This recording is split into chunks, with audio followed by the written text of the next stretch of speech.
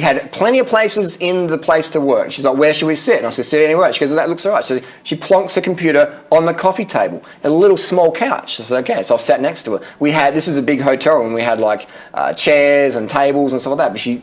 But HC chose to sit on the couch. So I sat next to her. So this is going to be good. Actually, there were only 2 places to sit in his hotel room. As you can see, he uploaded this video that actually shows you what it looked like.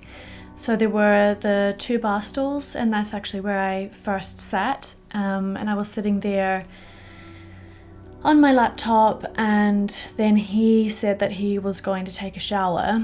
And while he was in the shower, that's when I went to the couch, because I'm quite short and my feet couldn't reach the bottom of the bar stool, so it was kind of uncomfortable. And that's why I chose the couch after the bar stool.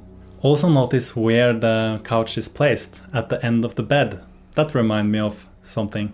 He's got a fucking sofa next to his fucking bed. It's a 1-bedroom place. Now I've dealt with enough sexual predators in my life, and that rings my fucking radar hardcore. If it doesn't ring your radar hardcore, some fucking weirdo in fucking Southeast Asia talking to teenage girls on the internet. When a narcissist judges someone, what they're really doing is they're projecting.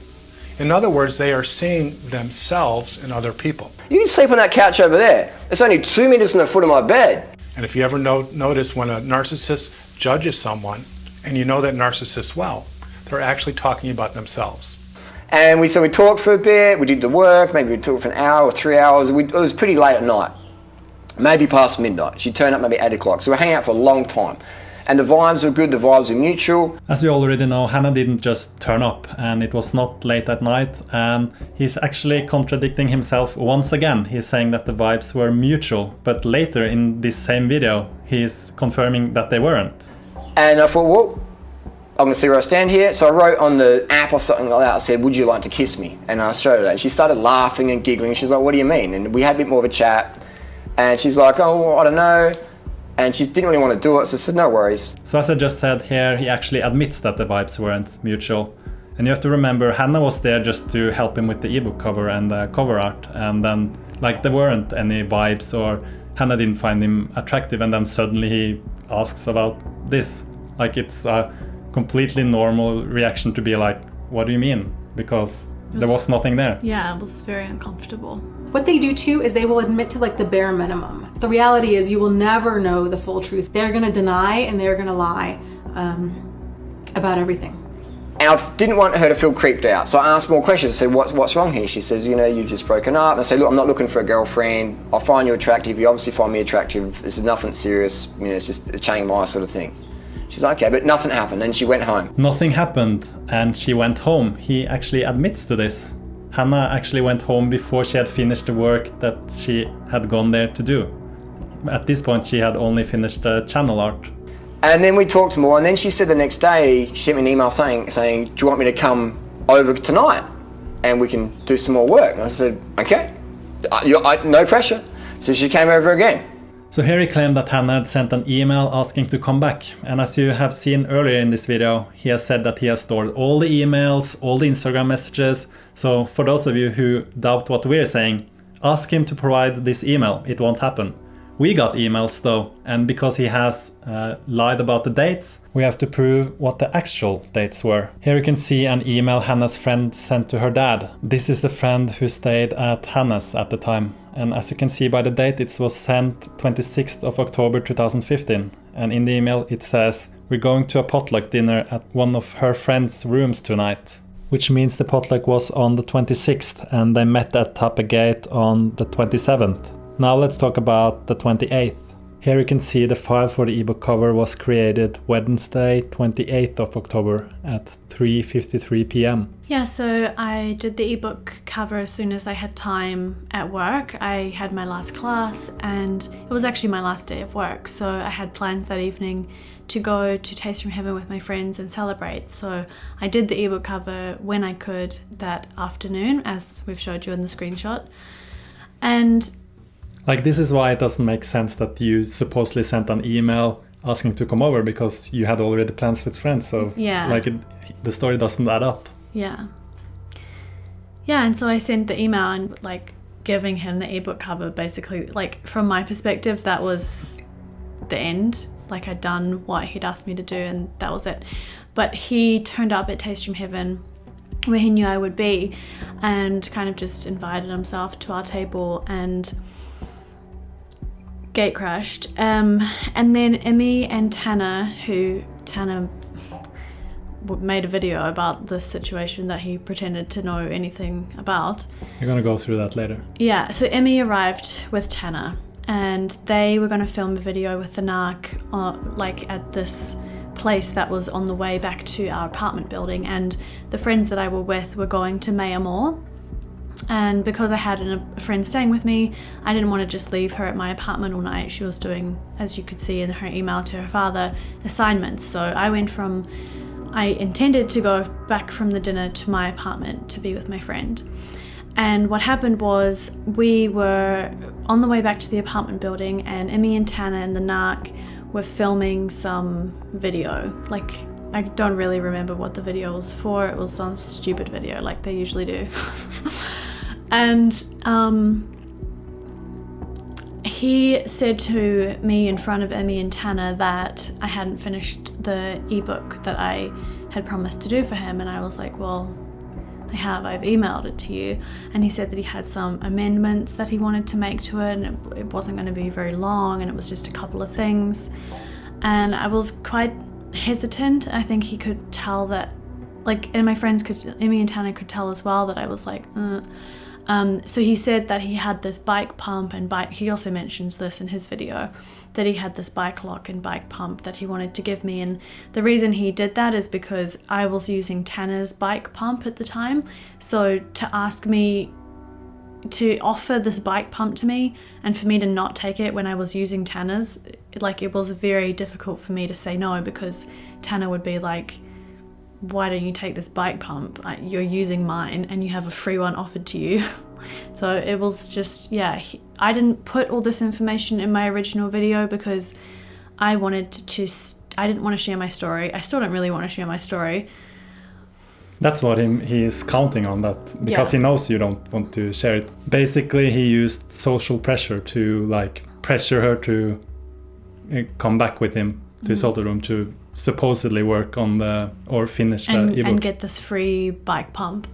And yeah, that was all these details I didn't feel was really necessary to put into my original video, because it just seemed like I was bringing in Emmy and Tanner into this situation that it wasn't about. I didn't want to make it about this. And we got it on. She sat in the same little position on the sofa, and we're making out on the sofa, and then HC says, maybe we should go to the bed. And I said, only if you're comfortable with that. Only if you're comfortable with that. Now, does that sound like something Harley would say in that situation? Or any guy in that situation, for that matter? And we went to the bed and progressed. We had sex. And it was adult, consensual sex. She didn't say that in her video, though. Now, if this was true, then Hannah's video would make absolutely no sense. So clearly there's something that doesn't add up here. And let me ask you this. What's the worst thing a rapist can do to their victim? It's to publicly shame and humiliate them, like Harley's doing to Hannah here, right? So what actually happened is a really unpleasant, horrible story, and I think once you hear it, you will understand why I didn't want to put it in my original video, and why I certainly haven't wanted to make this public. The amendments that he wanted me to make to his ebook cover were that he wanted photos of him and Freely on it. And so when he said that, I thought that was strange, because he'd just told me the day before that he'd broken up with her. So I said to him, like, are you sure she would be okay with that? And maybe it's a bit weird to put your ex on your ebook cover. And he said that he'd already asked her and she was fine with it. And so I did that. I put the photos of them under the art that I had created that day. And he wasn't sitting beside me. He was like, I wasn't really paying attention to what he was doing. He was just somewhere in his room behind me. And when I finished putting the ebook cover together, I turned around to tell him that I'd finished it. And he had obviously been arousing himself behind me, because when I turned around, he was stood right behind me with an erection, and I just froze and turned around, and he walked around and sat beside me on the couch, and there was a cushion beside me, and he picked it up and put it over his crotch. And that's when he said, like, have you thought more about what we talked about last night? And I said yes, I had thought about it, and the answer was still no.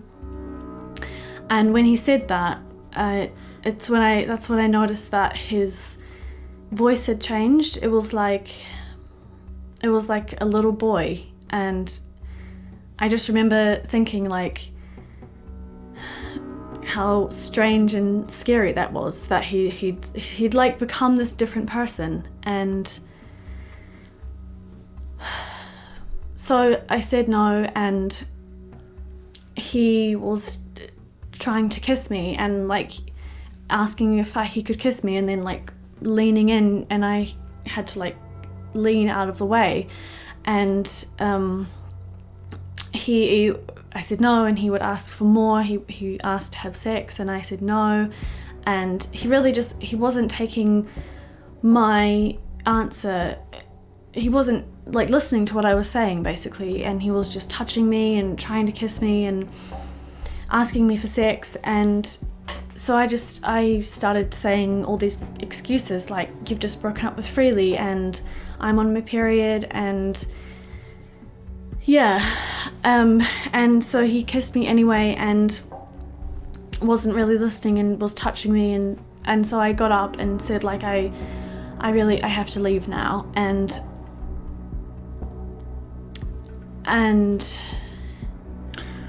then he grabbed her and choked her and forced himself on her. And if he didn't, he can bring us to court. If you've done some reading about narcissism, you've probably come across the term narcissistic rage. And this is a term, narcissists, some of them, I guess, according to the research, they're all very angry people. And so in their mind, this is exactly how it needs to be. And when it does not get met, when somebody resists, when somebody says no, like they rage. These rages can also lead to, physical violence. It can lead to rape. When they don't get their way, they get angry, they get violent. Michael, just wait a second. Yo, bro, what's up? They'll graduate from raping to choking. They'll graduate from that to something else that is life-threatening. And a little bit of choking, she likes that. All right, man, I'm doing it for you. How's Norway? They are sadists. They enjoy the fear, they enjoy the pain, they enjoy the look of terror on the target's face. That's part of what they get off on, okay? Because remember, we're dealing with dark triads. We're dealing with psychopath, narcopath, Machiavellian, and they get off on the look of fear in the target's face. You talk to an abuser, they abso-fucking-lutely know what they are doing, and they tell you they know what they are doing. They admit to it. They're stupid. They tell you, And a little bit of choking, she likes that. They tell you exactly what they have done, and they're somewhat proud of it, because manipulating to them is everything. So don't you kid yourself for one fucking second that this person doesn't know what they're doing. They know what they're doing.